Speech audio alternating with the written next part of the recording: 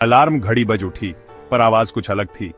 ये धरती वाली चिरचिराहट नहीं थी, ये एक मधुर धुन थी जो मंगल की पतली हवा में भी साफ सुनाई देती थी।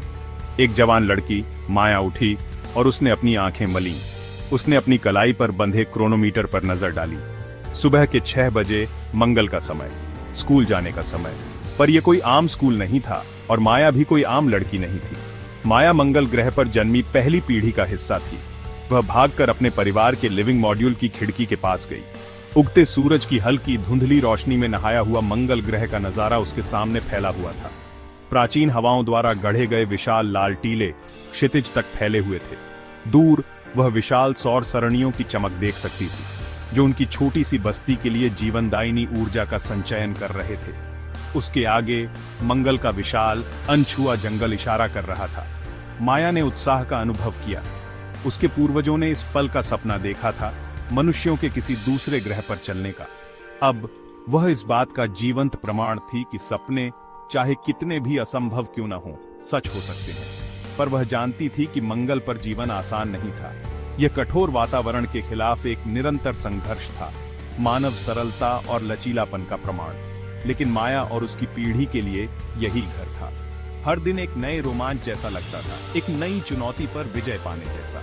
और जैसे ही वह खिड़की से मुड़ी, अपना डेटा पैड और स्टाइलस पेन से भरा बैग उठाते हुए, माया गर्व की भावना महसूस किए बिना नहीं रह सकी। वह एक मंगलवासी थी, अंतिम सीमा पर एक अग्रणी, और इस अज्ञात दुनिया की लाल धूल में लिखा मानवता का भविष्य उसे गढ़ना था। Gap 2S। सदियों से इंसान रात के आसमान की ओर देखता आया है। उसका मन टिमटिमाते तारों को देख मोहित हो जाता है। उनमें से मंगल ग्रह ने हमेशा एक खास आकर्षण पैदा किया है। अंधेरे में एक लाल रंग की किरण, इसने हमें एक और दुनिया, शायद एक और घर के वादे से आकर्षित किया है। पर मंगल ही क्यों? हमारे करीबी ग्रह पड़ोसी शुक्र ग्रह को क्यों नहीं? या बुध ग्रह को, जो सूर्य की तेज चमक के नीचे जल रहा है? मंगल हालांकि ठंडा और निर्दयी है, लेकिन यह मानव उपनिवेशीकरण के लिए उपयुक्त है। सबसे पहले मंगल पृथ्वी से अपेक्षाकृत समान है। इसका दिन रात का चक्र 24 घंटे से थोड़ा ही ज्यादा है। इसमें ध्रुवीय बर्फ की टोपियां हैं जो पानी की उपस्थिति का संकेत देती हैं, और इसकी मिट्टी में पौधों के विकास के लिए आवश्यक पोषक तत्व होते हैं। इसके अलावा मंगल एक वैज्ञानिक खजाना है। इसके भूविज्ञान और वातावरण का अध्ययन हमारे सौर मंडल के इतिहास में अंतर्दृष्टि प्रदान कर सकता है।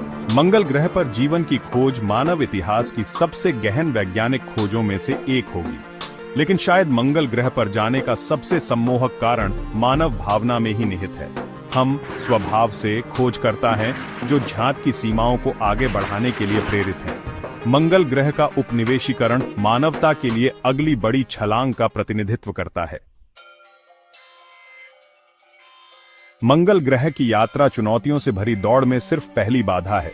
लाल ग्रह वादा तो करता है, पर साथ ही निरंतर खतरे वाला माहौल भी प्रस्तुत करता है। ये केवल बाधाएं नहीं हैं, बल्कि मानवता के भव्य मंगल ग्रह प्रयोग में विरोधी हैं। सबसे पहले जिस हवा में हम सांस लेते हैं, जो पृथ्वी पर एक आम बात है, मंगल ग्रह पर एक विलासिता बन जाती है। इसका पतला वातावरण, जो ज्यादातर कार्बन डाइऑक्साइड से बना है, हमारा दम घोंट देगा। सांस लेने योग्य वातावरण बनाना, चाहे वह ढके हुए आवासों के भीतर हो या टेराफॉर्मिंग के माध्यम से, सर्वोपरि है। फिर तापमान का मुद्दा है। मंगल औसतन 0 से 63 डिग्री सेल्सियस नीचे ठंडा है। यह अत्यधिक ठंड मानव जीवन और प्रौद्योगिकी दोनों के लिए लगातार खतरा पैदा करती है। स्थायी ताप समाधान विकसित करना और ऐसे ढांचे का निर्माण करना जो ऐसे तापमान का सामना कर सकें, असाधारण जटिलता के इंजीनियरिंग कारनामे हैं।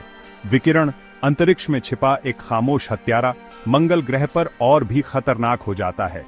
इसका पतला वातावरण सूर्य की हानिकारक किरणों से बहुत कम सुरक्षा प्रदान करता है। आवासों को परिरक्षित करना, विकिरण प्रतिरोधी सूट विकसित करना, और यहां तक कि संभावित रूप से मानव जीव विज्ञान को संशोधित करना, ये सभी दीर्घकालिक अस्तित्व के लिए विकल्प हैं। और फिर जीविका का प्रश्न है। भोजन और पानी, जो मानव अस्तित्व के लिए महत्वपूर्ण है, मंगल ग्रह पर दुर्लभ वस्तुएं हैं। कुशल हाइड्रोपोनिक खेती तकनीक विकसित करना, मंगल ग्रह की मिट्टी से पानी की बर्फ निकालना और पानी की हर बूंद का पुनर्चक्रण करना आत्मनिर्भरता की दिशा में महत्वपूर्ण कदम है। ये उन कुछ परीक्षणों में से एक हैं जो मंगल ग्रह की सीमा पर हमारा इंतजार कर रहे हैं। लेकिन हर चुनौती के भीतर एक अवसर होता है, मानव सरलता और नवाचार की सीमाओं को आगे बढ़ाने का मौका। इन बाधाओं को दूर करना आसान नहीं होगा, लेकिन यह कठिनाई ही इस प्रयास को इतना सम्मोहक, हमारी प्रजाति के रूप में हमारे विकास के लिए इतना आवश्यक बनाती है।